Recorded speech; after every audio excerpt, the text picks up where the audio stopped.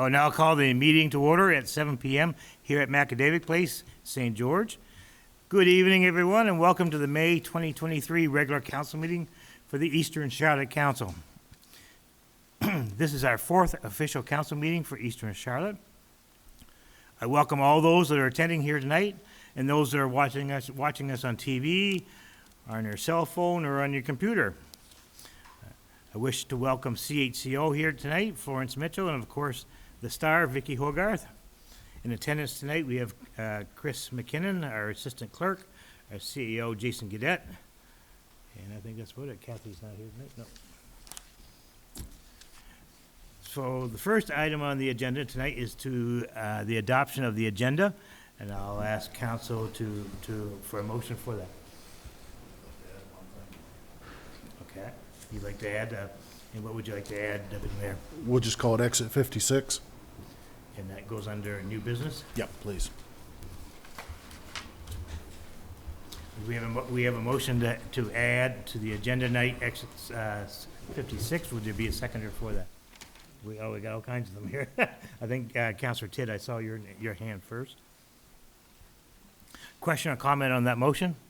All those in favor of the motion signify by saying aye. Aye. Contrary, and that's passed unanimously. Now, number 3, ladies and gentlemen, on the agenda tonight is a special presentation. Tonight, we want to acknowledge students from the Blacks Harbor School. Since the beginning of the 2023, the Blacks Harbor School students from grades 3 to 5 have worked on their Canadian Heritage Fair projects. On March the 22nd, Blacks Harbor School hosted an open house to showcase all of the projects. From there, three grade 5 students were chosen to attend the Regional Heritage Fair. On May the 4th, Emily Melanson, Chloe Jonkus, and Daniel Hatt attended the Regional Heritage Fair at UNB St. John, along with their teacher, Miss Jolene Amar. The 3 grade 5 students competed against 5 other grade 5 students from Hampton Education Center, the St. John Education Center, and the St. Stephen Education Center. And here are the results from all those areas. The results are: 3rd place, Daniel Hatt for his project on Bombardier snowmobiles from the Blacks Harbor. You can applaud, folks. Yeah. 2nd place was Chloe Jonkus from her project on Connors Brothers. 1st place, Emily Melanson for her project on Girl Guides. Emily, a side note, Emily also brought home 3 extra awards. And right over to my right, if the camera's picking them up now, are the extra awards that Emily actually gathered from that competition: the Young Citizens Award, the L Award, and the National Archives Award. And that's awesome. So from all those schools, the top 3 prizes all were from Blacks Harbor. What a wonderful presentation from Blacks Harbor. Big round of applause for you guys. I'm gonna ask Emily, Chloe, and Daniel to come up front if they could, just for a quick second. I know they're a little camera shy.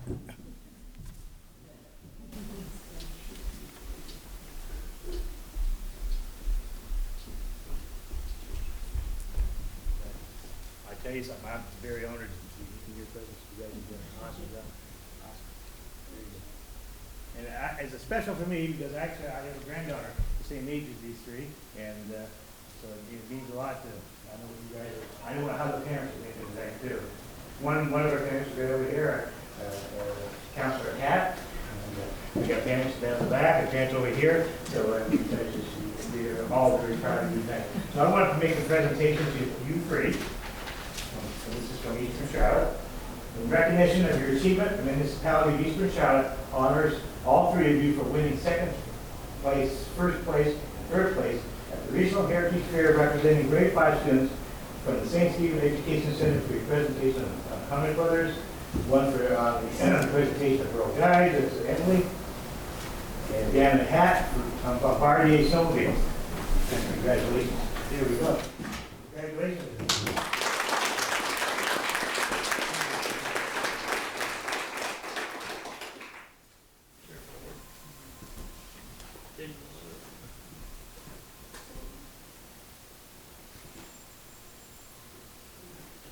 Thank you guys very much. Congratulations again.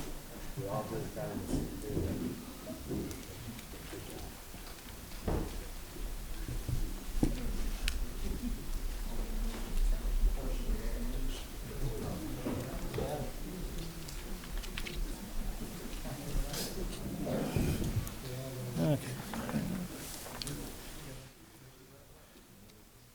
Okay, number 4 is conflict of interest disclosure. Anybody who wants to declare a conflict of interest may do so now.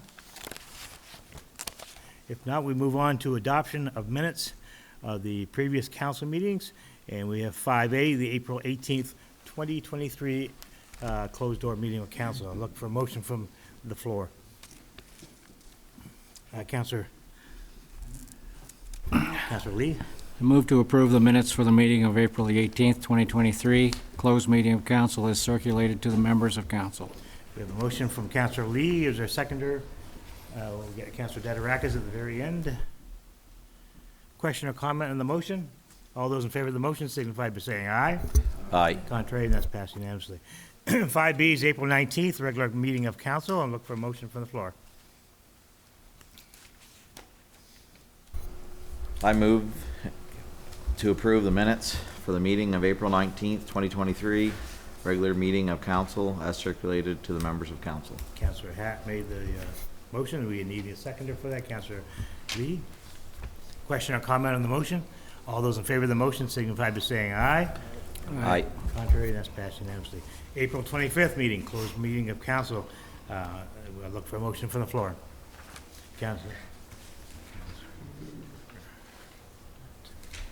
Councilor Hat made that motion, seconded by, was it you, Councilor? Oh, I'm sorry, Councilor Thompson, sorry.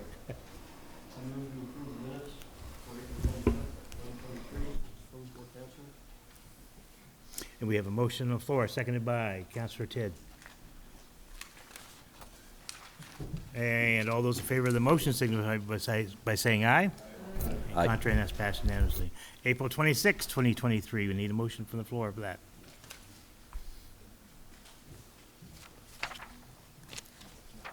Deputy Mayor. I move to approve the minutes of the April 26, 2023 closed meeting of council as circulated to members of council. Great. Deputy Mayor has made that motion, seconded by Okay. Question or comment? All those in favor of the motion signify by saying aye. Aye. Contrary, and that's passed unanimously. May 9th meeting. We had lots of meetings this past month. I look for a motion for the floor. Councilor McKay. I move to approve the minutes of the meeting of May 9th, 2023, closed meeting of council as circulated to members of the council. Great. Councilor McKay has made that motion, and Councilor Hatt has seconded that. All those in favor of that motion signify by saying aye. Aye. Contrary, and that's passed unanimously. Okay. Business arising out of the minutes, so there are none tonight. 7 is delegations. And tonight we have community meals. Somebody from Community Meals here tonight? There we go. Think I know this person. Thank you for having me tonight. My name is Faith Avery, 12 Carlton Street. Thank you, Faith. 12 Carlton Street, St. George. I haven't met most of you guys yet, but I'm sure you're going to hear from me at some point. I want to talk tonight about community meals. We've had community meals going on in our community for about 3 weeks now. In that 3 weeks, we have served over 200 people. Well over, I guess we did 150 the first week, 153 the second. Last night was 207. So there is a need. It's not just for people that are looking for a meal. It's companionship. It's people getting out, getting a chance to talk to people. It's great to see that. is something our community needs. We started out by mirroring off of St. Stephen's, and from there, Neighborhood Works came down. They started us off, showing us the first way of doing it, and we've picked it up from there. There's a lot of things we still need. We still need to buy a lot of equipment yet. We've borrowed most of it from Neighborhood Works. So we are still actively fundraising. We're very busy fundraising. We have raised quite a bit of money just on ticket sales alone, as well as coming here for the market and selling candles and food. We sell 1 cake a week and 5 cakes, so that's money coming in. Increased beyond our imagination because we never thought it would be that many people that would come into our doors. A lot of takeout is solely seniors and disability. So if they can't get out, they call us and we go to them. And that's within the old St. George limits. Now, we did have people coming from Blacks doing deliveries for us down Blacks. So it is going to all the communities. And it's wonderful seeing these people. And a lot of people are giving donations. So it's helping us out a lot there. So there's many ways that you can help us out with this. Our objective is to give a free meal to people in need of companionship and meals. So we serve a meal for whoever attends and also those that call. We hope to have some collaborative suppers with volunteers and sponsors, meaning we have some sponsors that are sponsoring the week, but they're coming in and they're doing the event, and we're not. Other weeks, we do the event, they just sponsor it with the money-wise only. We ask $150. It's got a little bigger than we thought it was going to get. So it's hard to feed 200 people on $150. But we are making it work because we're getting donations and people are stepping forward. So we are going to different avenues to make money. We're not just sitting back waiting for it. Different ways that you can sponsor this is donate $150 towards a meal. Donate part of the cost for a meal. So, some people just donate a certain amount, $20, $30. They come in with a bag of potatoes, something like that, which is all very much wanted. We do offer receipts to them for income tax purposes. And we want everybody to know that we are not affiliated with any religious or political party. Everybody is welcome, and we would love to see you come. I think basically that's everything, and I just wanted to point out that we know that 17.5% of all overall poverty rate in Charlotte County, 1 in 4 children 0 to 14 live in poverty, 18.3% of women, 16.7% of men live below the poverty line, and 1 in 9 seniors. So we're trying to make this all inclusive and to get our communities coming together, and because we're all one big one now. So we'll be coming to you guys every once in a while. Might be something in kind that we're going to need or something. So just wanted to let you know that's out there and let everybody know to please come because we really believe in this. And I guess that's everything. Thank you very much, Faith. Before you leave, I'm going to turn this over to council at this point and see if they have any questions or comments. Councilor McKay, you're first. Do you guys accept like food donations? We or- do. We accept all donations except for already made dishes. Right. Like the ingredients to make it, we accept. Okay, so you like potatoes and Potatoes, stuff like even that? spices, margarine, anything Okay. like that. Okay, perfect, thanks. Any other questions, council? Councilor Hatt? So you guys have a Facebook page up too for people to be able to follow? Yes, it's on the hub. Okay. And we post everything on there. Follow me on Facebook. I post everything back over onto my page on there. Councilor Dederakis. Sorry, Faith, how many meals were served last night? Over 200? 207 Wow, that's amazing. in an hour. Okay. So It reflects that there really is, in fact, a need in the there community. is a need, and it's wonderful. We have a lot of great volunteers that are coming in, and we have a list of people that want to volunteer. I just have a question about the stats. So when you say like 1 in 4 children live in poverty and 1 in 9 seniors live below the poverty line, is that in Charlotte County or is that? Yes, that's Charlotte Okay. County stats, and that was from 2019, and it's probably a little bit worse now after COVID, Yeah. so. Any other questions of council? Thank you very much for coming in tonight. Okay, I hope to see you all there at some point and Great, thank you. even helping out. Tonight, council, our second delegation is from Frontline Security Solutions, and Mark Driscoll is here tonight.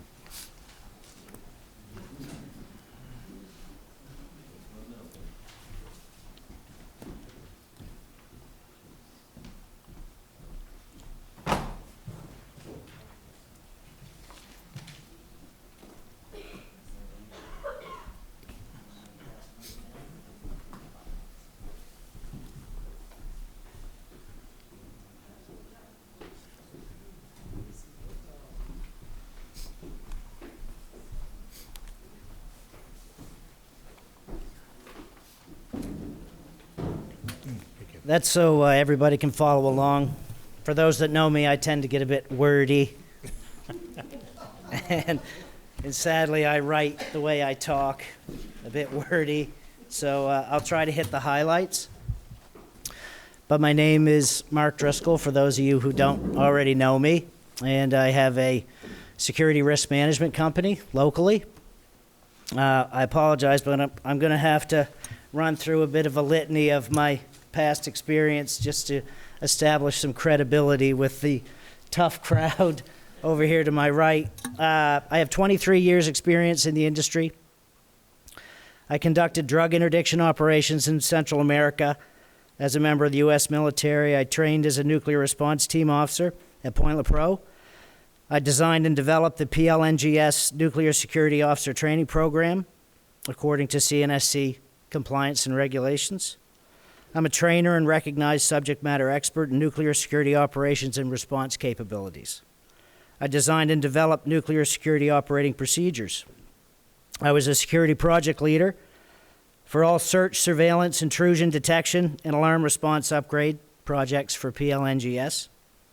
I own and manage a security risk management company that provides security consulting services for corporate, industrial, and nuclear markets. I'm currently contracted to design area security programs for small modular nuclear reactor companies here in Canada and soon in the United States as well. So, what Frontline Security Consulting Services can provide to community leaders? What I'm looking for is the ability to conduct a vulnerability assessment and follow up gap analyses in the area to determine risk factors on the community and identified critical infrastructures. I want to provide council with accurate information regarding area crime reports and trends. I want to work with council to establish a cost-effective strategic plan that enables them to make informed decisions to develop and implement physical and technology-based security recommendations. Now that does mean cameras and access control systems, personnel and vehicle barrier systems, alarm and video management systems complete with innate smart tech analytics and ID software, and supplemental security officer patrols. Designing security officer training programs that include the specific legal authorities under which they may operate. Establishing MOUs or memorandums of understanding, complete with clear client community expectations with all applicable responding law enforcement agencies. Establishing lines of communication with available external support services. I could be a dedicated resource to oversee the analysis, design, development, implementation, and evaluation of any community safety and security solutions enacted by council leadership. And a shout out to Cleveland Levitt and Penfield, who posted something that caught my wife's eye and she passed it on to me. Crime prevention strategies like target hardening, target removal, access control, surveillance, and environmental design. All right, so that's the written stuff, and I apologize. It takes me a minute to get warmed up. Before I really get going, I want to shout out, so we're absolutely clear. For those of us as old as I am or older, names like Gene Hoffman, Dave Penny, John Nagy, those names mean something to our communities. And just about everybody in here has probably had a run-in with them at one time or another, hopefully on the good side. And then today we've got RCMP officers like Jeff Davidson and Dan Hine, Chuck Gagne, and Chris Henderson, Who am I leaving out? I apologize if I am. So the only reason I say it this way, or I'm leading with this, is so that the individual officers who I know personally, and most of us probably do, don't feel like this is a personal attack on them. Because everybody in this room has the same feeling when it comes to what needs to be done in our community. And I promise you, they feel the same way. And on an individual level, if any one of us needed anything at any time, they'd probably let you call them personally. And they would sympathize and they would offer advice. But the issues that we're having with community policing in our areas, in all of our areas, aren't at the individual level. They're at the agency level. They're at the policy level. I had a look at the provincial contract that we have with the RCMP because it was readily available. I would really be interested in seeing what the regional or local contract with our RCMP is, because I think a lot of what the push-pull that we're feeling as a community comes down to we're the client. You know, we at one time, I'm sure, had clear expectations on what we expected out of our policing agencies. You know, at one time we had local police. We had municipal police, we had highway patrol, and somebody swept in and said, no, no, no, don't worry about all those expenses, all that training, all that staff. We can take care of everything. And maybe that worked at that time. Maybe they could. But I think if you spoke with representatives from the RCMP right now and they talked about the difficulties that they're facing with recruiting and money, they're going to say, well, we're having personnel issues, and you know we're having recruiting issues, and that's fine and that's understandable, because I think that everybody that runs a business right now is going through those exact same problems. They're having trouble finding people that either want to do the job or are qualified to do the job. So I do empathize with them in that respect, but in another respect, I'm the client. We're the client as a community. You know, we have basic expectations of what constitutes safety and security in our communities. And we're all feeling it, especially you. Because when the system breaks down at any level, whether it's the works department, the water department, the fire department, or our policing agencies, they're coming to you. And I empathize with you at having to make a decision, because there's only so many decisions to be made. What I'm recommending is giving you a resource. Now look, if the town, for whatever reason, was struggling with turning the lights on, and you desperately needed an electrician, if I was an electrician, I'd be the first one to knock on your door and say, hey, I'm an electrician, I'm happy to help. If you needed a plumber, Wayne, I would be the first one to step up and say, I'm a plumber, I can help. But in this case, what we need is at least someone who is familiar enough in this area to be able to offer you informed decisions on whatever you want to do, whether it's electronic surveillance, if it's cameras or a video management system, or it's access control at critical infrastructures, or it's if you wanted supplemental security that's patrolling the rural areas and the town areas. I get that too. There's a lot of solutions that are on the table. I don't think there's any one solution that's going to fit. And the only way to really determine what solutions you have at your disposal is to have someone at your disposal who is quite literally a subject matter expert in area security. I guess what I'm providing is a dedicated resource for you. Someone who can do the analysis, figure out the hot spots, figure out the areas that are being hit. I know we get trend reports, and I looked at the J Division quarterly reports as well.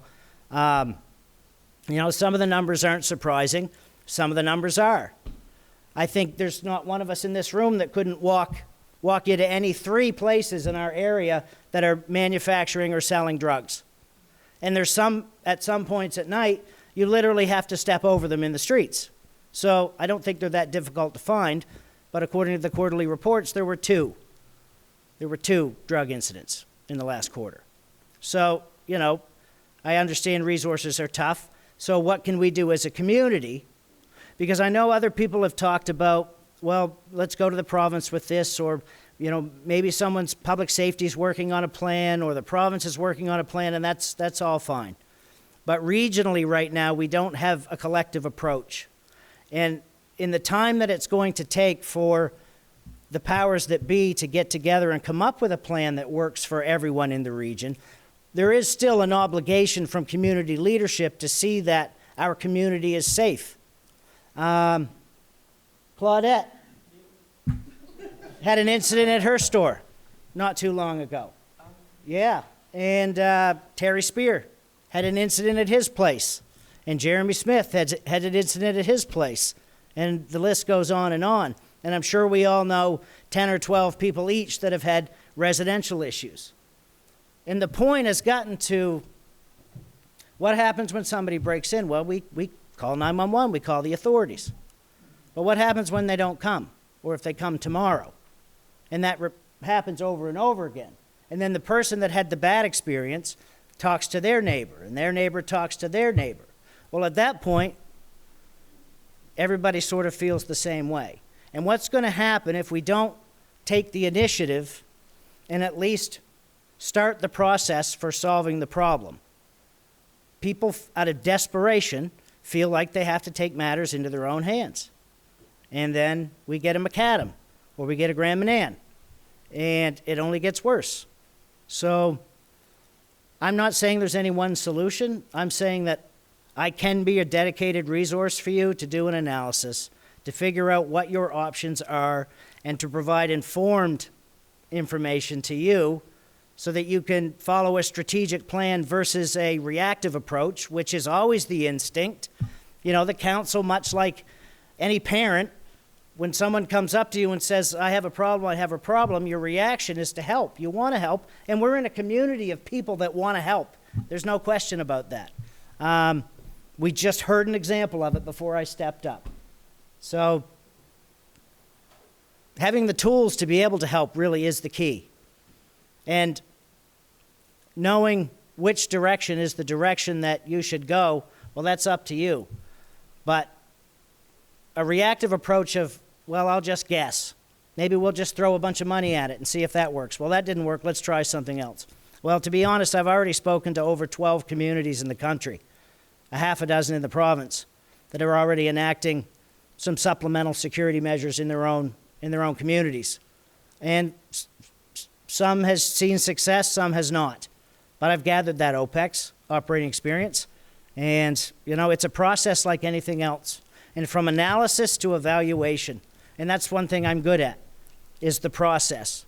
So you analyze the issues, the data, and then you design solutions to fix those issues. And then you develop the solutions by getting cost estimates and finding vendors.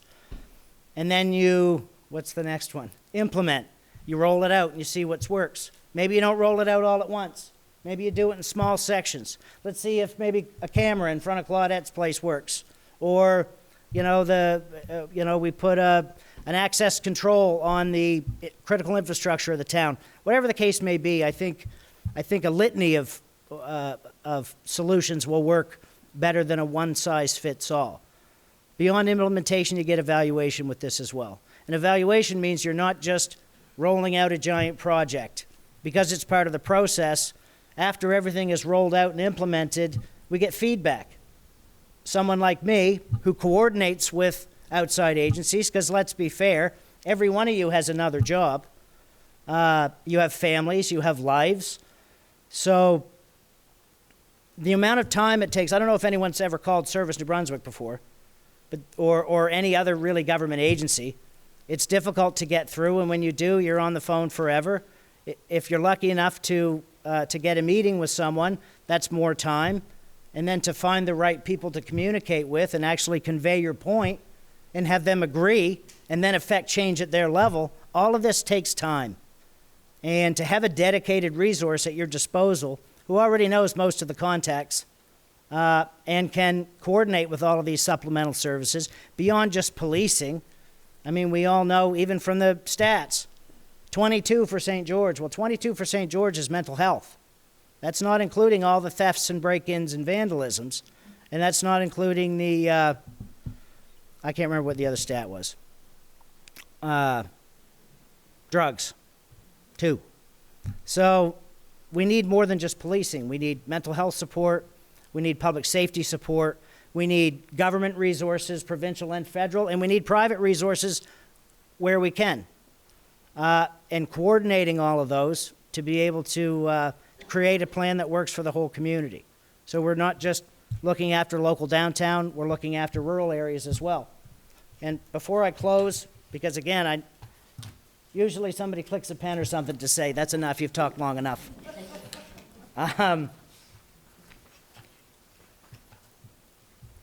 Four-wheelers, ATVs, UTVs, boats, cars, trucks, gas cans, motors, chainsaws, crates of lobsters, and now fire season is here as well.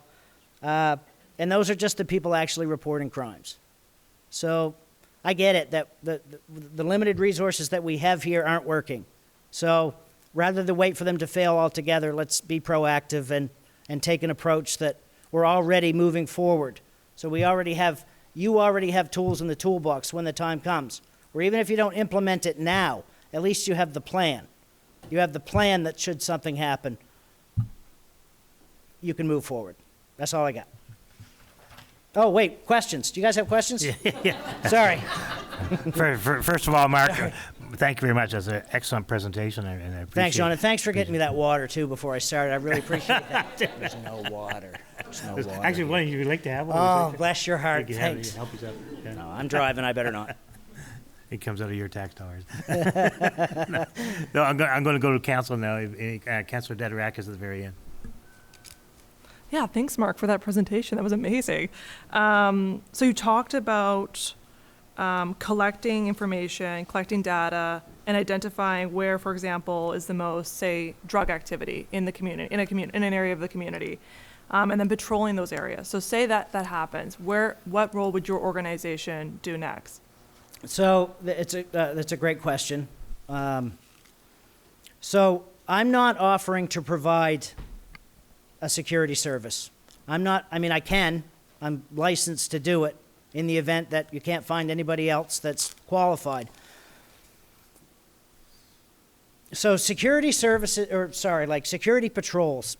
So you've got foot patrols on the main street, vehicle patrols in the area. It is a great concept, and it may work if we can get the RCMP to agree to support, because they are the primary support system right now.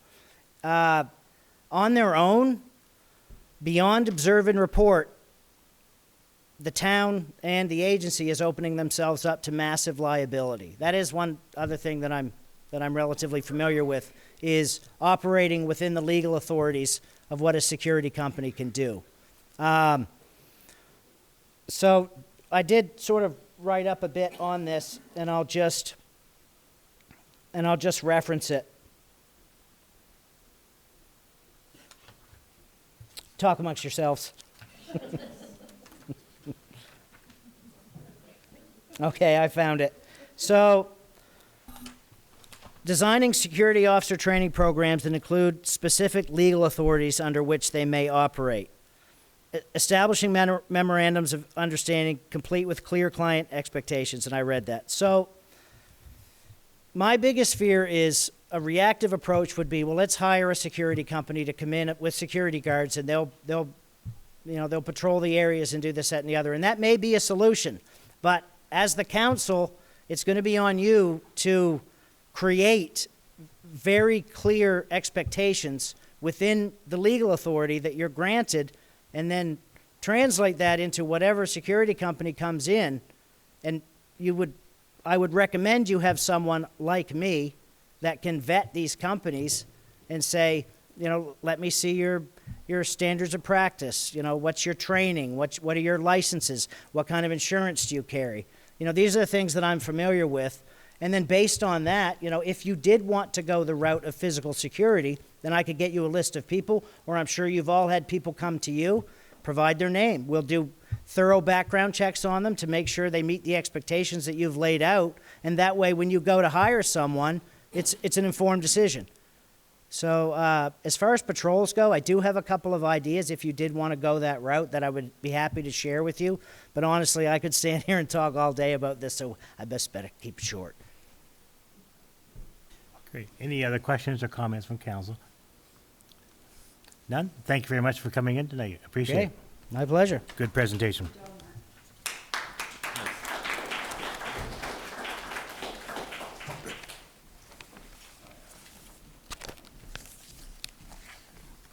That brings us to number 8 tonight, council, which are the department reports.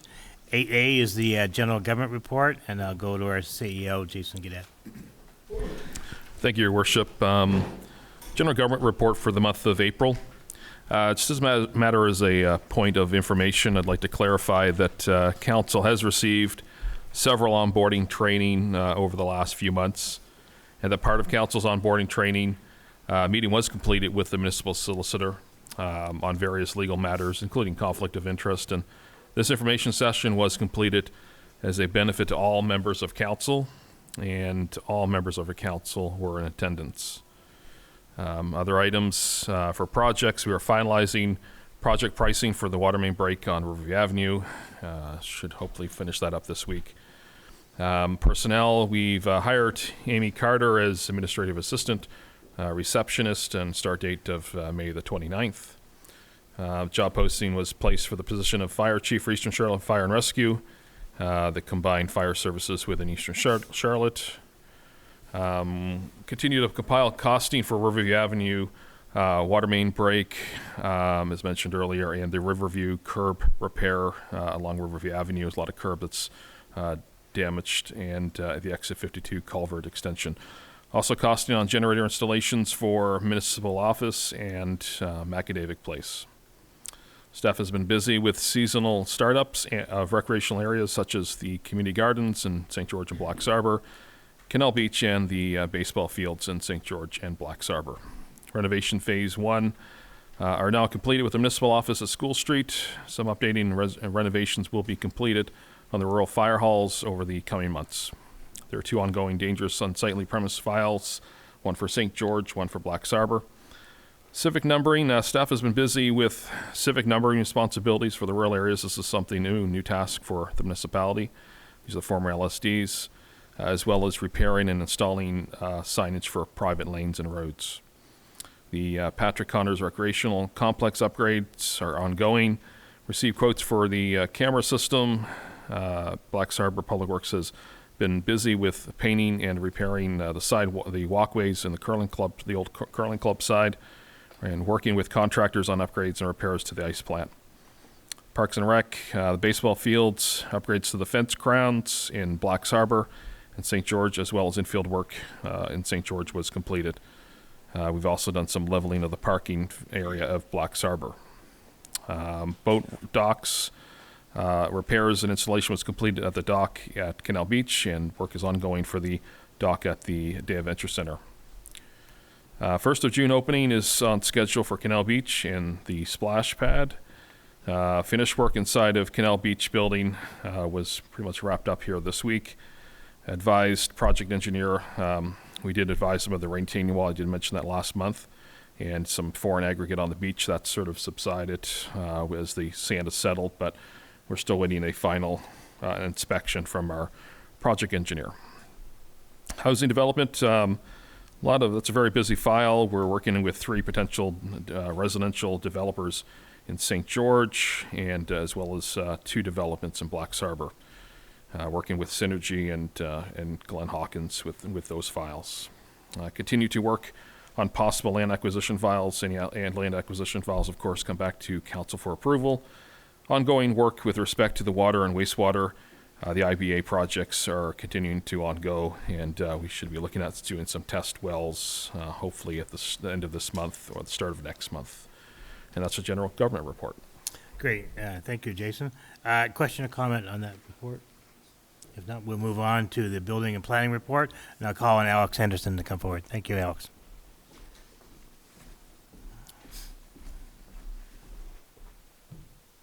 Thank you, Your Worship. So the building and planning report, We had a plan amendment rezoning request for 110 Mount Pleasant Road that is old business but can come back to council and is on the agenda tonight. For the next decision, which is setting the date for a public presentation of a municipal plan amendment. We had a rezoning request for the Blacks Harbor Rural Plan, but it was determined that this was not needed. We had the previous council in Blacks Harbor had done the rezoning, and it adequately covered what the new proposal for that piece of land was. We had also a rezoning request for the Penfield and Beaver Harbor Rural Plan, but that was withdrawn, and instead the applicant has come back for just a temporary use authorization request. It's a fairly minor development for a food truck. And the Planning Committee, PRAC, has 3 files for Eastern Charlotte that will be considered tomorrow evening, 6:30, so anybody can log in going on Zoom and speak to the files before any decisions are made for minor variances and the temporary use request there.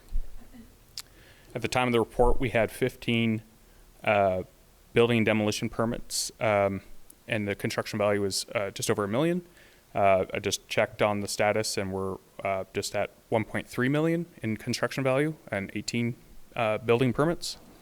And we've also had an increase in zoning letters since the time of this report.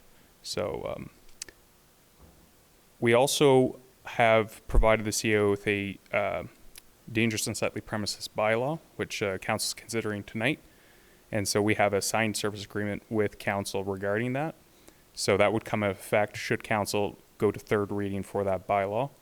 And that is also noted on your agenda tonight. So if there's any questions, feel free to ask.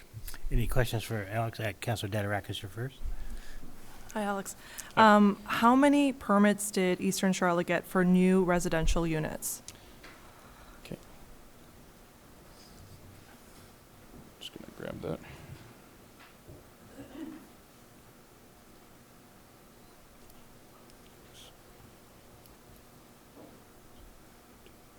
I have 8 as of right now. Okay. And actually, we also had 1 demolition, so I guess 7 net. Okay. Okay. And just a follow-up question to that, well, another question after that. We know that there are a lot of lots in Eastern Charlotte, but there's no development. Why do you think that is? I think it's a fairly broad question. Would you be able to narrow up, like, specifically? Well, I think I laid it out as simple as possible. I would say, like, why is it that why is no one building houses? That's my question, despite the fact that there are so many lots available. Yeah, I think it can be difficult to answer that question if we're not looking at a specific piece of ground or the conditions that go into someone considering developing it. I think generally, if we're just looking broadly at the economy, we have rising interest rates, which have, I think, buffeted new development. Money costs more. So we also had seen material prices up and down, and also labor shortages when it comes to construction. So there's a couple things. It's not that there isn't demand. The housing research we did to help support the municipal plan work that we've done really strongly indicated that there is demand for new housing, but there are a number of factors which go against people making the decision to invest, and there's challenges. It's hard work to be a developer, and we work with them every day, and sometimes we can be a challenge because we're trying to apply the codes and everything that we have to apply. So, but we understand it is a need, and that there are lots of factors why people don't choose to develop. But yeah, hopefully that answers the question. Yes, it does. And the last question is, I saw that there was an information session or interactive information session for designing for earthquakes. So my question is, and it was for the seismic areas of southwestern New Brunswick, is Eastern Charlotte included in that?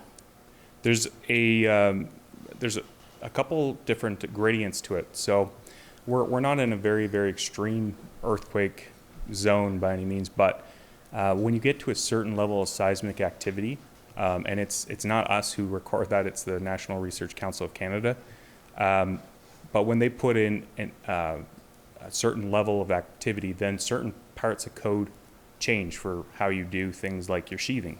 So instead of putting it vertical, you have to put it horizontally in some cases. Eastern Charlotte, however, is not in the area where you have to make some of those basic construction technique changes. The only thing that affects the, it would be the western portion of Eastern Charlotte, so largely around the Diggity Wash area. You might have to do some certain things with ICF, above ground ICF foundations. So certain mitigating things to make sure you have good horizontal stability.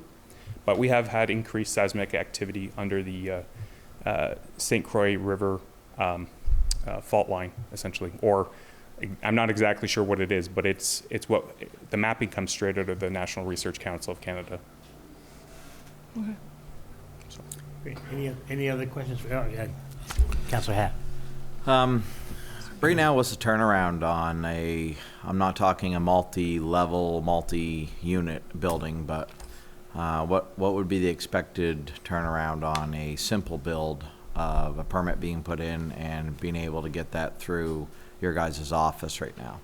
So it depends, and that's a good question. So like you were saying, if it's a multi-residential build, there can be a lot of code factors that we talked about, making sure you have correct fire separations and so on. So having a really good set of design plans, working with the designer really helps, because we have to get that now.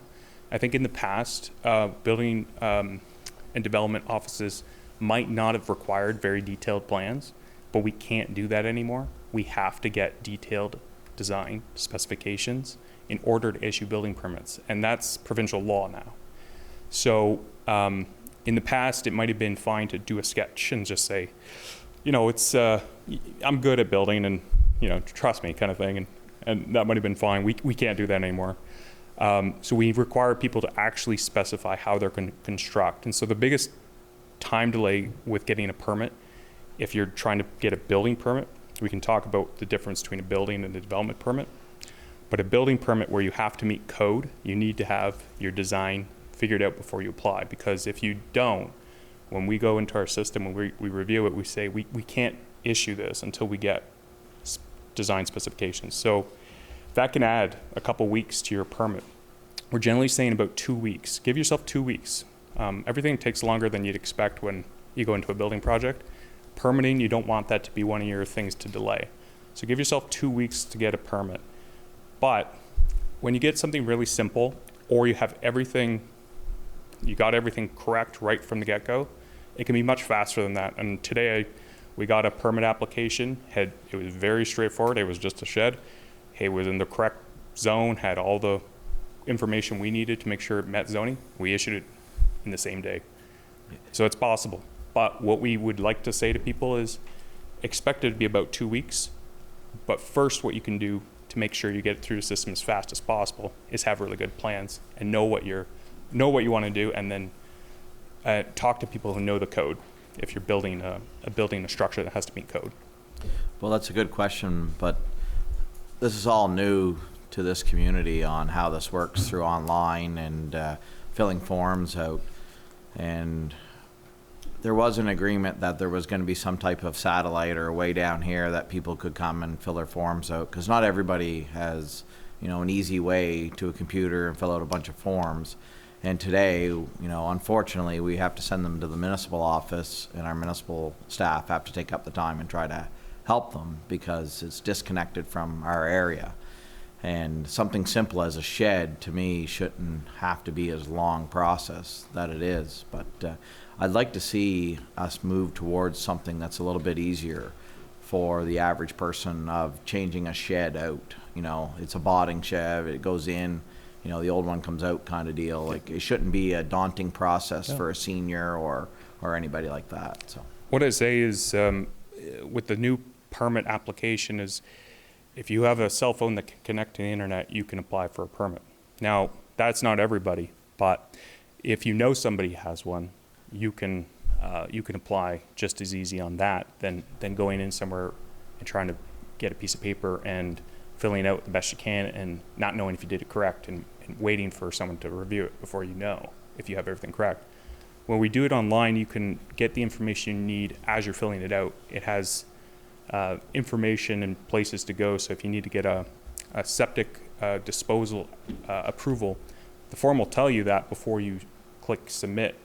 And that's one of those things that, as I said, if you're trying to speed up the turnaround time to get a permit, having all those details really helps. The form really helps in that way. We've had some really good response to it. But if people are having challenges with online, that is something we have to look at. But I'd say that the best way to do that is you can still come to our office. Of course, the problem is that it's in St. Stephen and that's not here. But we can set up appointments as well. So if someone just can't make their way down, they're limited in terms of their geographic area, we can absolutely meet people if required. So this is a mobile type of thing, and anybody who has a phone, as I said, that connects to the internet can apply. So it really disperses the sort of geographic, the requirement to have a geographic office, a brick and mortar type of old school type of permit office. So will you commit to taking appointments through our municipal office and coming down and meeting with the people that would like to build that, might not be as tech savvy as everything's going? Sometimes they just have a simple question on how to do it, and it's becoming daunting to them. I would say I wouldn't just say we'll do that in every situation, because we also have limited time, just as your municipal staff do. So what I would say is we'd have to look at that. I'd say I'd do that in a situation where someone has genuine limitations in terms of technology or mobility, and we will make it happen. We will work with people to get them what they need. But if it's just a matter of trying to work with the form and you have the technology to do it, what we say on the form is contact us and we'll walk you through the form. We do that every day. So we help people. Here's what you do next. This is the screen you're looking at. This is what you need to submit. So call us and we'll walk you through it as you're doing it. And it's not as daunting as it might sound. Any other questions from council tonight? Thank you very much for coming in tonight, Alex. Oh, you're welcome. That moves us on to the fire report, and I'll call on Councillor Thompson to give the fire report tonight. In April, the Eastern Charlotte Fire Rescue was dispatched to 88 calls. There's a big thank you for volunteers. This is a huge commitment with that number of calls coming in 30 days. I'd like to thank Andrea Mason for funding going towards the upgrades of our halls for accessibility. And the fire chief posting is closing on November the 19th. Thank you. Thank you, Councillor Thompson. Any questions for Councillor Thompson on that report tonight? If not, we'll move on to Councillor McQuarrie for the Public Works report tonight. Thank you. For Blacks Harbor, the wastewater treatment and regular water testing is ongoing, and they've all been within the limits. The arena is still undergoing maintenance for overhauling the compressor, and they're doing some painting down there and installing doors. Inventory for 2022 has been completed. Cold mix asphalt for potholes on the street is ongoing. The ball field has been prepped for the season. The community garden water has been turned back on, and the shed has been repaired because of the high wind damages. Park benches, picnic tables, garbage boxes have been put back in designated areas. Garbage truck and service trucks have had, the garbage truck had a windshield replaced and regular maintenance done on it. And for St. George, winter snow removal equipment was stored away for the season, and minor repairs were done to a few pieces. They've got some broken signposts that needed to be replaced in town and in the Back Bay area. A couple sets of gates were made to block off unwanted traffic at one of the lift stations and at one entrance to the north side of the river walking trail. Garbage receptacles were back in place on Main Street, and the Day Adventure buildings were prepared for seasonal use. Cemetery Road was opened up for the season. Demolition of a house on Brunswick Street over by the bridge has been completed. Repairing places that plows had damaged over the winter. Vagrant camp was cleaned up behind well 4 off Meadow Road. Floating dock for the canal is being repaired. And what else we got here? Too many papers. You already know about the river review repair job being done. Both foremans, Ron and Rick, went to the St. John lab for a training session on the use of a turbidity meter, which is to help keep better control of water condition issues. The 2 final pumps have arrived for installation at pump number 8 and number 11. There's been an ongoing issue with foam out by Cook's, Solar Court there, and solutions being sought there. Lab sampling done on discharged water from the True North Water Waste Treatment Plant has been showing higher than normal counts in the biochemical oxygen demand. And we are currently waiting on True North Maintenance and their chemical supplier to find a solution to this problem. And that's it. Thank you, Councilor McQuarrie. Any questions for Councilor McQuarrie? Councilor Dedirakis, you're first. Thank you, Councilor McQuarrie. I'm not sure if this is a question for you or if this is a question for our CAO, but I had some questions from community members about whether or not there will be any garbage cans along the new paved route in St. George. Is there a plan for that? There is a plan for some garbage cans. I think we're probably not as many as we probably would need. So we are trying to gather some more garbage cans. That and probably the added need of Canal Beach now with a canteen that's working too. So lots of garbage cans needs. So we'll also be installing a bench on the walking trail as well this year. Yeah. Thank you. Okay, no other questions for Councilor McQuarrie, and we'll move along to committee reports and any committee. Councilor Hatt, would you like to go first? Yes, thank you, Worship. Just a couple things to follow up on our CAO's report. So like I said, there has been some major improvements with the ball fields. The outfield out here will have repairs when it's drier. It's been, still pretty wet in the outfield here, but the infield has been completely took out and redone. One thing you did touch on was about the webcam, and I just kind of want to give a pause on that for a second. We had an organized group raise money for a webcam last year in coming out of COVID-19. And, we appreciate the raising of money for the webcam. Nowhere did we think that we were going to be into this long of trying to get a webcam up and running. So the webcam, we have now reached out to the group that we're going to look at using for it. Internet. The facility's never had a large access Wi-Fi, so that's had to be put in. And we also need a cyber secure login through a portal so people can log into that webcam. So it hasn't gone forgotten, and the money hasn't gone missing. It's still there and going to be used for it. It's just I want to make sure that the public knew that it is moving forward. It's just took a lot longer than we ever expected. We've had some committee meetings to discuss around Charlotte United Soccer Club and trying to come up with an agreement with school and some maintenance on them fields and how that's going to look going forward.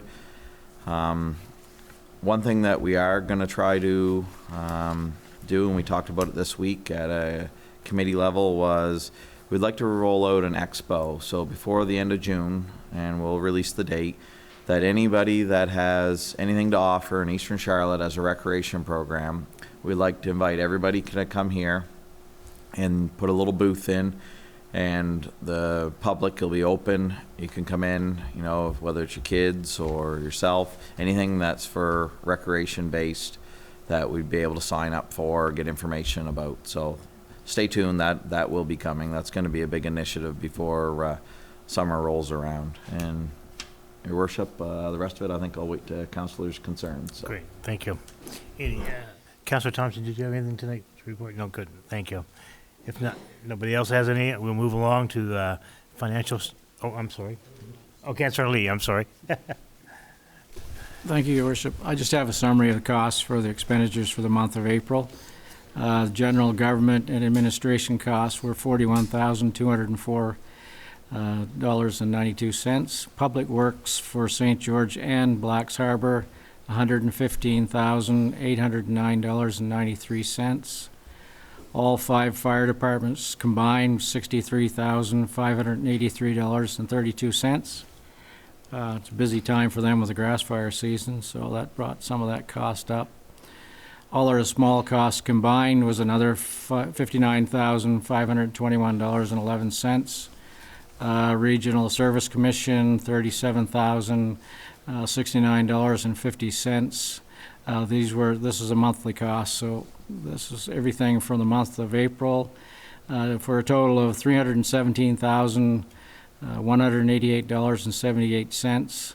We do have quarterly expenses too. I don't have what the first quarter was on that. That would be costs, shared costs for the minister of the province and stuff like that. But we're at 317 right now for April. That's it. Thank you. Thank you, Councillor Lee, appreciate it. Just to let the audience know, the Councillor Hatt's the Recreation Chair, that's why he gave his report, and Councillor Lee is the Financial Chair, so I want to thank you guys for giving your report tonight.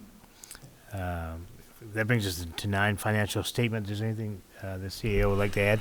Thank you, Your Worship. So yet again, we're still waiting on the full merger of the accounting systems with TownSuite. We've paid all the bills. We've in regards to the TownSuite merger, we paid our annual license and fee as well, and now we're just waiting for them to actually put the manpower to it. So I know the treasurer has been I guess to the point of pestering TownSuite to get this rolling. I know it's been certainly an urgent matter for council to get these the monthly statements. So we are working on that. As of right now, our hands are tied when it comes to TownSuite. I have a deadline set for the end of this week. If we don't hear anything or we don't have some solid dates of when this is going to be completed by, we'll be reaching out to the CEO of TownSuite. So I know with Councillor Lee has been getting some details. We can certainly share those. I'll get the treasurer tomorrow to share those with all of council and ensure that there's some details there. As of right now, everything just looks like it's coming in. It's not assigned to any type of general ledger accounts. So it is it's a bit of a confusion if you were to look at it, just a regular financial statement. But so I've been working diligently through that, as well as working to appease the account auditors when they do show up here as well at the end of the month. So that's all I have. Great. Any questions or comments on that? If not, we'll move along to old business. And 10A is the date for public presentation for Mount Pleasant property. It's the PID number of that is 15188-352, owned by Charles Avery. Look for a council for a motion tonight to set a public presentation.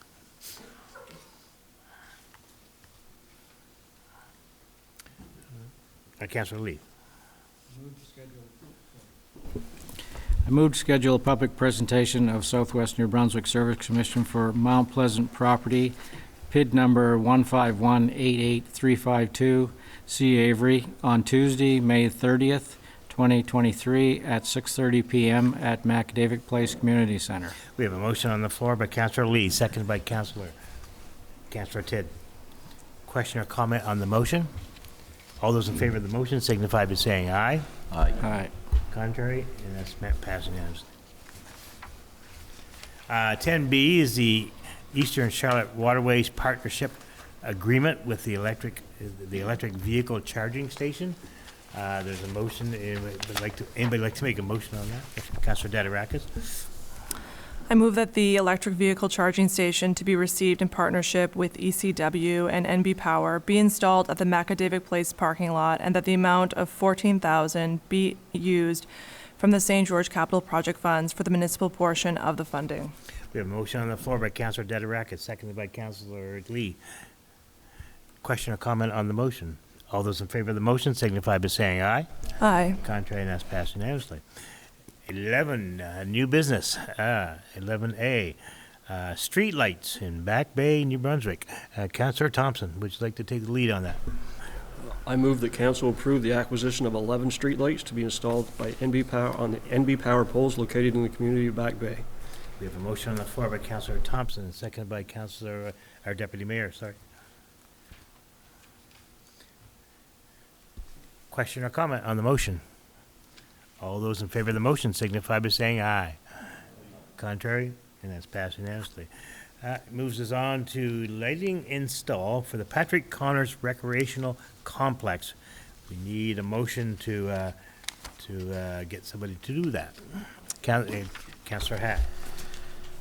I move that we award the RFQ 2023-02 lighting install at the Patrick Connors Recreation Complex to the lowest submission received by Frost Electrical for $13,155. We have a motion on the floor by Councilor Hatt, seconded by Councilor Dederack.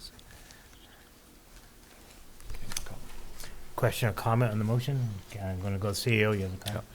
Just so that residents are aware that this is for the tendering of light installations for the former curling club to bring those up to an LED, and we did put out invites with a tender request, and there was 2 submissions that were received. Any questions or comments on the motion? All those in favor of the motion signify by saying aye. Contrary, and that's passed unanimously. Okay.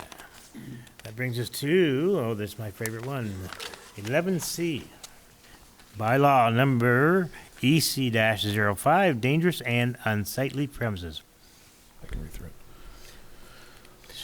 Let me just give some Yeah, points on that. our CEO is going to give a little background on this before we take a motion on this. Thank you, Your Worship. Bylaw EC-05 is dangerous unsightly, so this bylaw will replace the dangerous unsightly bylaw for both Blacks Harbor and St. George, and this bylaw will be give authority for enforcement throughout all of eastern Charlotte. So at this point, I'll entertain a motion from council for a first reading. I'm going to have Councilor Tidd. Seconded by Councilor Thompson. Okay, your motion was for the first reading. I'm sorry, I interrupted you. You go ahead and make it. No problem. I move that council accept the first reading by title only of bylaw EC-05, dangerous and unsightly premises. And Councilor Thompson is good with that. Good. Any questions or comments on that motion? All those in favor of a first reading by title only of bylaw number EC-05, dangerous and unsightly premises, signify by saying aye. Contrary, that's passed unanimously. Council, you have the option tonight to do a second reading of the bylaw. Would somebody like to make a motion for that tonight? Councilor Tidd? I move that council accept the second reading in its entirety of bylaw EC-05, dangerous and unsightly premises. We have a motion on the floor by Councilor Tidd, seconded by Councilor Lee, sorry. And at this point, I'm going to take the question or comment on it, and our CEO is going to give a couple comments on this. Thank you, Worship. So by its entirety, EC-05, dangerous and unsightly premises, the entirety of the draft bylaw will be available online at easterncharlotte.ca, as well as paper copies at the municipal office. Great. Yeah, absolutely. Councilor McKay, you're next. I'm just reading part of the bylaw, and it says, any accumulation of wood shavings, paper, sawdust, or other residue of production of construction. How does this apply to sawmills? So sawmills are permitted use on that property. So Okay. they would not, they would be a permitted use. Yeah. Okay. And just so that it's clear for council too, that this bylaw is actually taken word for word out of the Local Governance Act. We just take that section out and use it as our bylaw. We don't add anything to it. We don't give any more authority to it. We cannot over-trump the provincial act. So, but however, that will be the act that will be the bylaw that we'll be enforcing under. Any other questions or comments from council? If not, all those in favor of the second reading in its entirety of bylaw number EC-05, dangerous and unsightly premises, signify by saying aye. Contrary? And that's passed. Okay, you're not being contrary. Okay, that was unanimous and that's passed. And that's the second reading. I declare that the second reading of bylaw number EC-05, dangerous and unsightly premises for Eastern Charlotte. Now, council, the next, what we have to do to keep this all legal is 11C3. We have to set a date for a public hearing. So if people want to be able to come in and voice their opinions or have questions on the bylaw EC-05 before we do a third reading, you have to set a public hearing. So I'll entertain a motion from council for that. Councilor McKay? I move to schedule a public hearing of objections of bylaw EC-05, dangerous and unsightly premises, on Tuesday, June 6 at 6:30 p.m. at Macadavic Place Community Center. We have a motion on the floor by Councilor McKay to set the public hearing of objections on Tuesday, June 6 at 6:30 p.m. at Macadavic Place. We have a seconder for that. Councilor Lee? Question or comment on the motion? All those in favor of the motion signify by saying aye. Contrary, that's passed unanimously. That brings us to 11D, bylaw. So making sure I get everything. Did we get all the new stuff? We didn't do this one, did we? We'll do that later. Just want to make sure I didn't forget that one. We'll continue on. Yeah, we'll do that at the very end, okay? I'm talking to myself here, folks. 11D, bylaw number EC-06. This is the all-terrain vehicles on Main Street bylaw, and we need a first reading by title only of bylaw number EC-06, all-terrain vehicles on Main Street. So I'm going to go to the CEO to give some background on this before we entertain a motion. Thank you, Worship. So draft bylaw for EC-06, all-terrain vehicles on Main Street. So that was bylaw that was drafted from the proposal from Quad New Brunswick and has a set route through the community of St. George. And so that is up for first reading. Great. So at this point, I'll entertain a motion. Councillor Hatt? I move that council accept the first reading in its entirety of bylaw EC-06, all-terrain vehicles on Main Street. We have a motion on the floor by Councillor Hatt to accept the first reading. Would there be a seconder for that? Councillor Thompson. Question or comment on that motion? None? All those in favor of that motion signify by saying aye. Aye. And that's passed unanimously. I declare that the first reading of bylaw number EC-06, the all-terrain vehicles on Main Street bylaw. At this point, council, you have the option of doing a second reading. What would council like to do? Councillor Hatt, would you like to? I will move that council accept the second reading in its entirety of the bylaw EC-06, all-terrain vehicles on Main Street. We have a motion on the floor by Councillor Hatt for a second reading of bylaw number EC-06, all-terrain vehicles on Main Street. Do we have a seconder for that motion? And Councillor Thompson, you are the one. And at this point, for question or comment, I'm going to go to the CEO. Thank you, Worship. So EC-06, all-terrain vehicles on Main Street. The entirety will be available at easterncharlotte.ca and paper copies available at the Municipal Hall for residents. Question or comment on the motion? All those in favor of a second reading of bylaw number EC-06, all-terrain vehicles on Main Street, signify by saying aye. Contrary, and that's passed unanimously. So, council, at this point, to keep it all legal, we have to set up a night for a public hearing for bylaw number EC-06, the all-terrain vehicles on Main Street. What is council's pleasure on that? Councilor Hatt, I'll let you go over that. I move to schedule a public hearing of objections on bylaw EC-06, all-terrain vehicles on Main Street, on Tuesday, June 6th at 6:30 PM at this building here. We have a motion on the floor to set the public hearing of objections of bylaw number EC-06, all-terrain vehicles on Main Street for Tuesday, June 6th at 6:30 in this building. Would there be a seconder for that? We have Councilor Tidd. Question or comment on this motion? All those in favor of the motion signify by saying aye. Contrary, and that's passed unanimously. Well, we're plugging right along here, folks. Resolution, age-friendly community approach. I need a motion on the floor for a to set our resolution. Councilor Tidd. I move that council accept the resolution provided for age-friendly community. We have a motion on the floor by Councilor Tidd. Do we have a seconder for that? Councilor Lee. Question or comment on the motion? All those in favor of the motion signify by saying aye. Yeah, it's passed unanimously. I'll read that resolution now. Resolution is age-friendly community approach, Eastern Charlotte.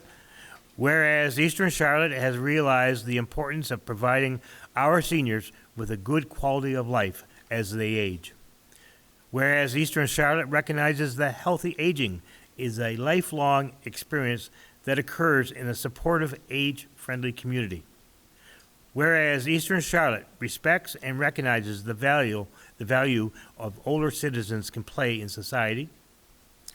Whereas Eastern Charlotte seeks to engage citizens in making our community a better place for seniors to live, stay socially and physically active, feel safe, and be engaged in community life. Whereas Eastern Charlotte would like to build on the momentum of the global movement of age-friendly communities, initiated originally by the World Health Organization as an approach to meet the needs of an aging population. Whereas the age-friendly approach to community planning is compatible with and support our efforts and vision for a fully inclusive community. Be it resolved that on the 17th day of May, 2023, Eastern Charlotte is committed to the age-friendly approach and will participate, support, promote, and work to implement age-friendly initiatives to improve our age friendliness. Okay, folks, that brings us to the one that we added tonight, the item tonight, is exit 56.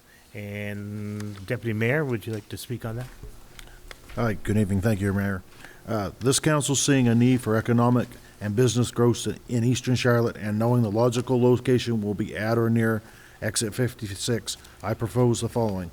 I move that our CAO engages our engineers to prepare a study and report the cost of providing water and sewage to the area at or near exit 56. We have a motion on the floor. Do we have a seconder? Councilor Tidd. Question or comment on the motion? All those in, no questions or comments on this motion? None? Okay. All those in favor of the motion signify by saying aye. Contrary, and that is passed unanimously. Good.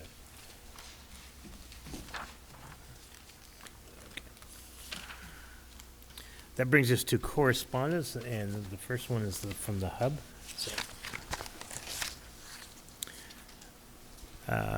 Your Worship, my apologies for the late resending of this email. You had mentioned at the grand opening that not all of my initial email loaded. I'll just jump to the crunch here. I have attached a newsletter to fill you in on all the hub happenings, and we are very excited. The hub is constantly searching for funding opportunities and is very grateful for grants, donations that have provided us with startup costs. We have lots of services being offered and are in need of funds to continue the great work we have started. Startup funds for the free community meals would be the most valuable at this time, but I've included all of our priorities. We currently have 4 key funding priorities that we are seeking support for. Number 1 is the community meals. Items needed with startup food costs, takeout containers, kitchen supplies. Number 2, young men living with autism social nights. Funds for field trips, TV gaming systems, funds to purchase supper meals.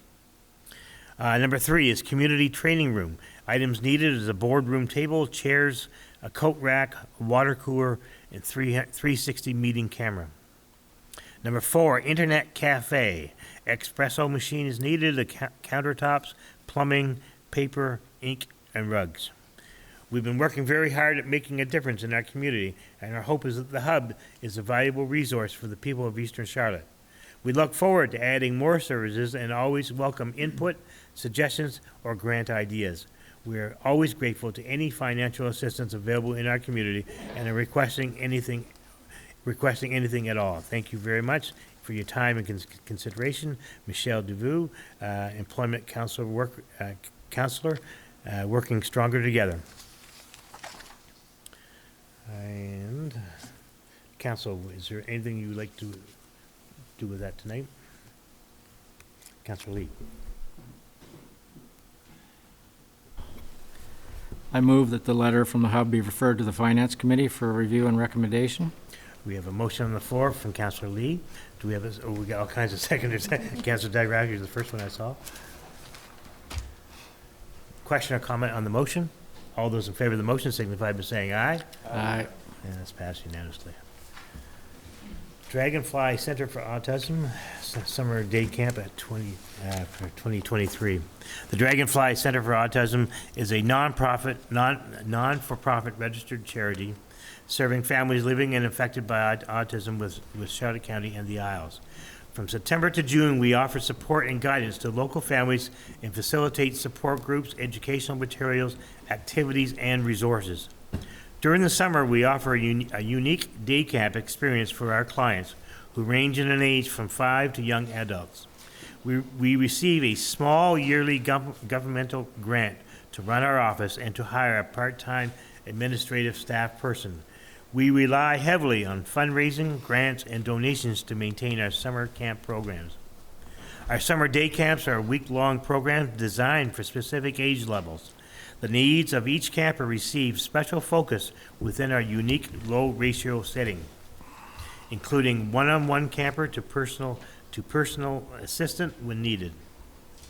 Within the camp experience, we offer music, art, animal, and movement therapies, all within a safe and gentle environment where children can interact and socialize with their peers. We also offer daily excursions and field trips to local venues. Monies raised in our local community stay within Charlotte County and help cover the cost of registration for campers, resource materials, camp supplies, hiring staff, and running programs. Many of our campers have assistance through social development to help cover the cost of camp, but there are also children who have no support and depend on the kindness of donations or scholarships to attend a week at this camp. We are asking if you would consider making a small donation to help our summer camp program. Many children in Charlotte County are disadvantaged in some way, but those with disabilities can be left out completely and need the generosity of heroes like you. Please consider helping a special child have a great summer. Thank you from Carla Brown, Executive Director of Dragonfly Center for Autism in St. Andrews. Would somebody like to make a motion on that tonight? Councilor Lee. I move that the letter from Dragonfly Center for Autism be referred to the Finance Committee for review and recommendation. We have a motion on the floor by Councilor Lee, second by Councilor Dederakis. Question or comment on the motion? Councilor Lee, you're first. Just to comment on that. Yep. I mean, we're not saying we have to think a lot about some of these donations, but we also like to take them to the committee and have everybody take a look at them and decide how much are the right fit for it. So that's why you probably won't see too many donations being brought forth at a council meeting. The first time around, it'll usually go to the Finance Committee and then back to a council meeting, just to explain why we're doing that. Okay. Great. Thank you, Councilor Lee. Any other questions or comments on that motion? If not, all those in favor of the motion signify by saying aye. And that's passed unanimously. And that's it. Am I missing anything? That brings us to the public presentation appearances.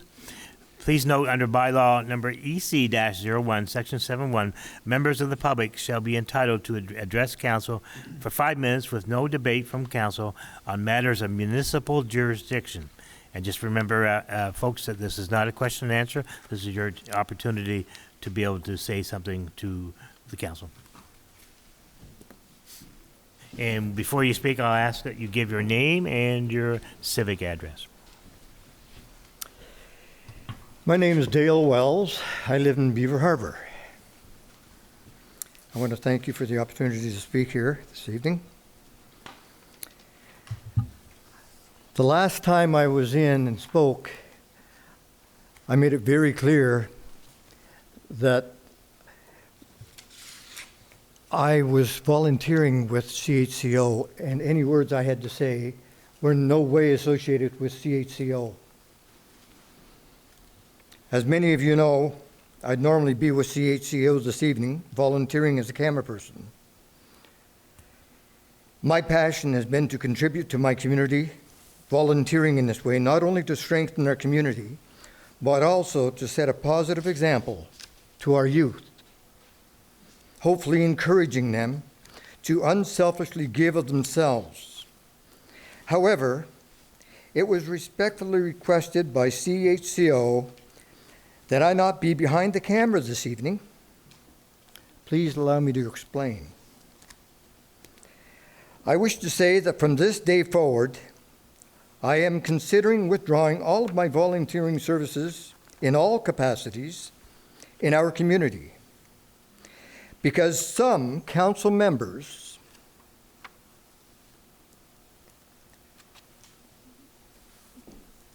have decided to take that privilege away from the people of Eastern Charlotte by way of taking it upon themselves without the knowledge of the mayor in writing letters to CHCO expressing strong displeasure with words that I've spoken. Again, I'm a volunteer with CHCO. I kind of wonder if, I can't help but wonder if maybe if I was employed by Connor's Brothers or maybe Cook Aquaculture, they would have written a letter to them. Try to quiet me up. I don't know. I think what the council members have done, I feel is very disrespectful, unprofessional, and cowardly, to say the least. I'm appalled to see the council members take council issues not only outside of our council, but outside of the community of Eastern Charlotte. If any council member does not have Eastern Charlotte's best interest in mind to serve with integrity, credibility, and transparency, then I believe that council member should not be in that seat. I want to remind you that you are there not for your own self-interest, but to serve the people of Eastern Charlotte. I wish to inform council that if I no longer am volunteering, I will have more time to focus on actions of the council to hold them accountable to us, the taxpayers of Eastern Charlotte. I believe there's nothing you could possibly say to justify your actions. Nothing.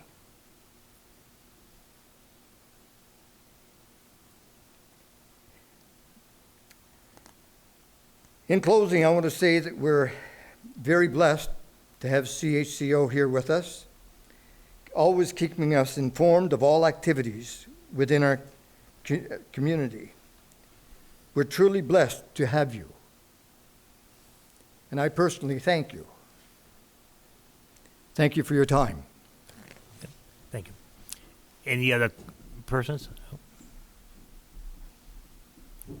Again, I just need your name and your civic address.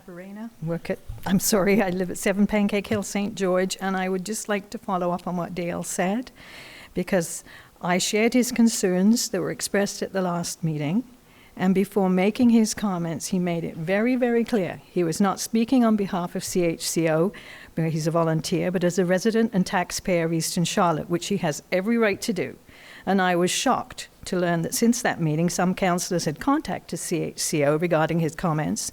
And as you see, he's not behind the camera tonight, and he just explained that to you. This council's only been in office for 5 months, and there will be times when you face criticism. Mr. Wells expressed his very real concerns and should not be chastised for that. CHCO should not have been brought into this, and now it looks like they have lost a very dedicated volunteer in Mr. Wells. Thank you very much. Any other persons would like to come up? Oops. Again, I remind you that I need your name and your civic address. Thank you. Nancy Colton, Hillcrest Subdivision, St. George. And you probably all know me. When you choose to run for a political office, you open yourself up to criticism from those you serve. Those same residents have the right to voice their opinions or concerns without fear of reprisal. Unfortunately, this was not the case for Mr. Wells when he voiced his opinion at last council meeting, which he had every right to do as a taxpayer and resident of this municipality. He also stated at the beginning of his speech that the opinions expressed were his and his alone, and affiliated with no one else. I am disappointed to find out that this speech did come with repercussions. I've been there, done that, and wore the T-shirt. Thank you. Thank you very much. Any other persons like to come to the podium?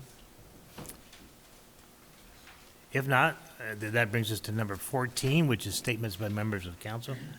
I'll go first tonight. Forest fires within the new amalgamated areas of the province are still being covered financially by the province, and local fire departments are urged to contact DNR as soon as possible when that call comes in. On Sunday, the May 7th, I attended Kai's World Fundraiser Carnival in Back Bay. I met with Kaylin Hatt and Dexter, her horse, and congratulated them as they were chosen to compete in Perry, Georgia for the National Barrel Horse Association Youth and Teen World Championships at the end of July. To say Eastern Charlotte is proud of Kaylin Hatt would be an understatement. On Tuesday, May the 9th, I attended the St. Stephen Education Center 2023 Inspire Awards dinner. The Inspire Awards are to recognize students from Charlotte County schools who have shown perseverance, commitment, and effort in turning around their lives. This initiative further enhances the work being done in the schools to promote a positive and safe learning environment for students, a priority of the District Education Council. Through a celebration of the positive efforts of students, the award models the importance of determination and persistence. Congratulations to the Fundy Award winners, Gracie Golding, grade 8, and Dominique Comeau, grade 12, for being recognized as positive change leaders at Fundy. Your community of Eastern Charlotte is very proud of the two of you. I would remind council that tomorrow evening in Blacks Harbor at the arena is the Bicycle Safety Rodeo. This begins at 6 p.m. and goes to approximately 7:30. This is being put on by the Municipality of Eastern Charlotte and the RCMP and the YMCA. This coming Sunday, I will be a ceremonial reviewing officer at the annual ceremonial review of the Eastern Charlotte Army Cadets Corps Unit 2531 at the Legion here in St. George. Now, this year, there are 30 cadets and 6 staff. Now, that's interesting because, and very remarkable, since last year there were only 8 cadets and 4 staff. So the cadets have grown a lot just this past year. And this year marks 42 years of celebration of this cadet corps. Today, I did get a letter from Chris Austin, and I'd like to read this letter because I'd like to put it in the public forum so you can't go back on it. As we got a letter from Chris Austin today, as we continue discussions with Public Safety Canada, we would like to provide you with an update on the retroactive pay for RCMP members under the provincial police services in New Brunswick. The federal government's decision to download the costs of retroactive payment to contract partners is disappointing.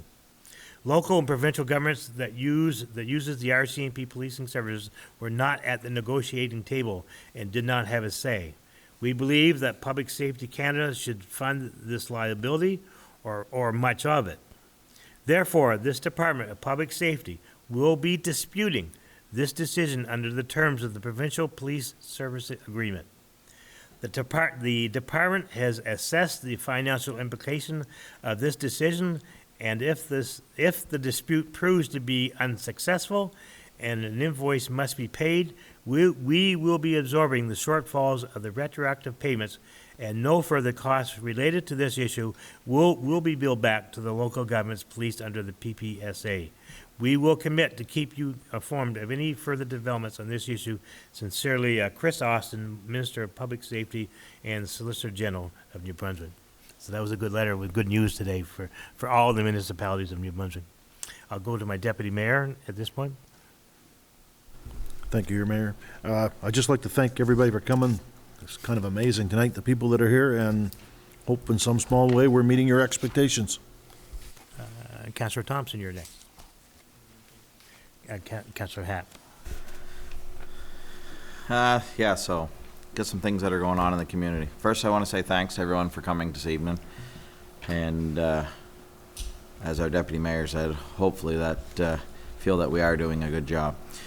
First off, I want to give my regrets for missing the last council meeting. I had some prior commitments that's been going on for a year that I had to finish up by getting ready for an exam. So anyway, I apologize for missing that council meeting.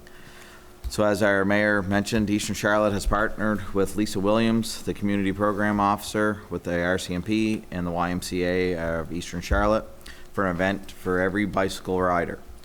Tomorrow evening, May 18th, from 6 o'clock to 7:30 p.m. is our bicycle safety rodeo. This isn't just a Black Arbor thing.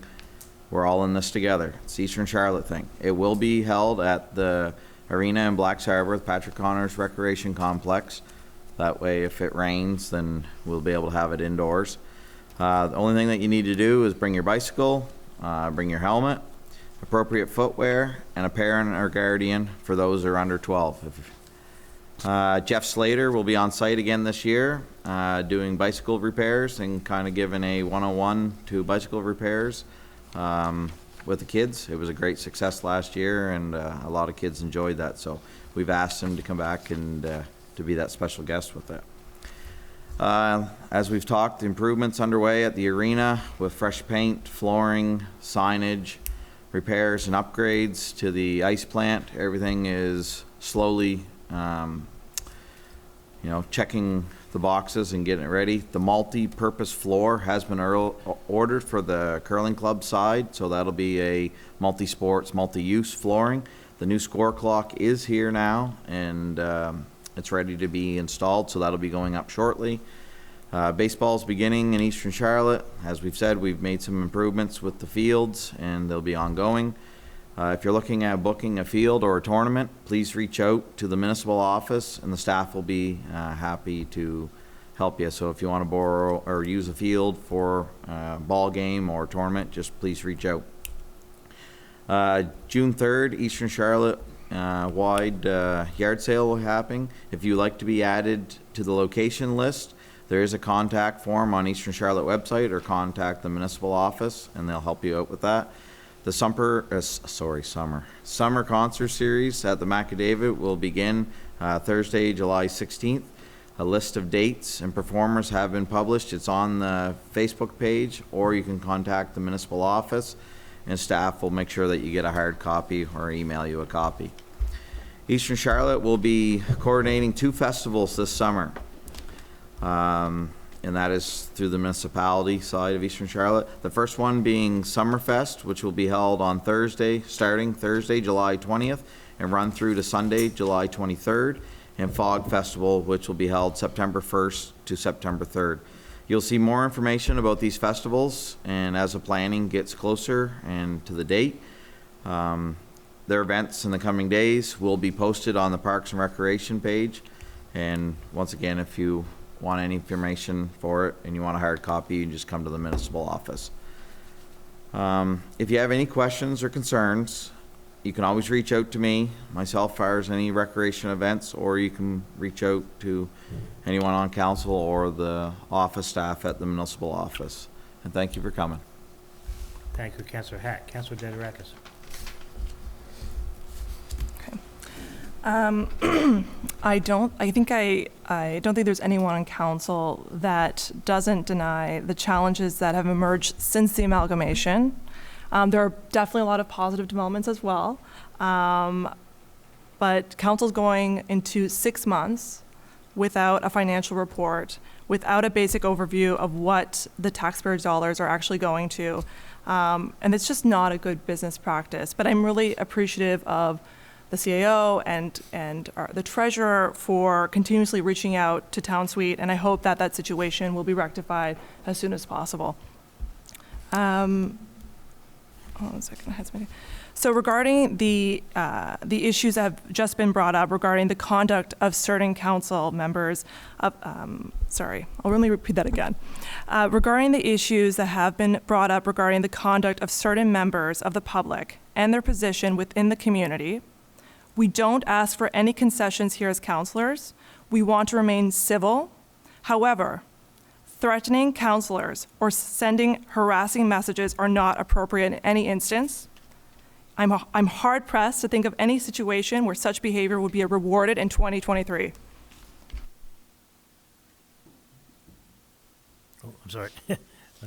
Was that Councillor DeGratis? Okay. Councillor McQuarrie. Councillor Tidd. Councillor Lee. And Councillor McKay. I want to thank everybody for coming out this evening. It's great to see so many lovely faces.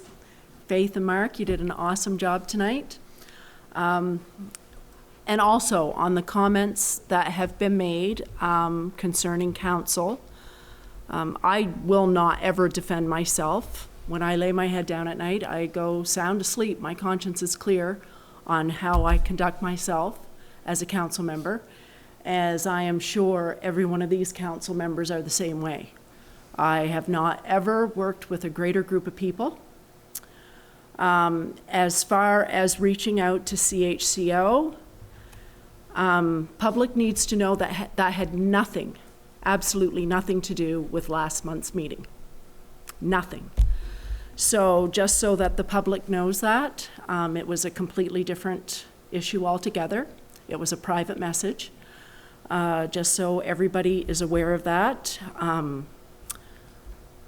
I will stand in defense of every one of these council members on this board.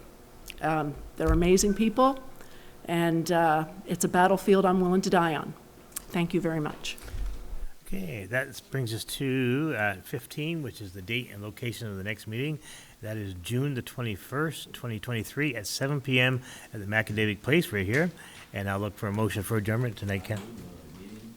Thank you, Councillor Hatt. Thank you. Thank you. Thanks, folks, for coming out.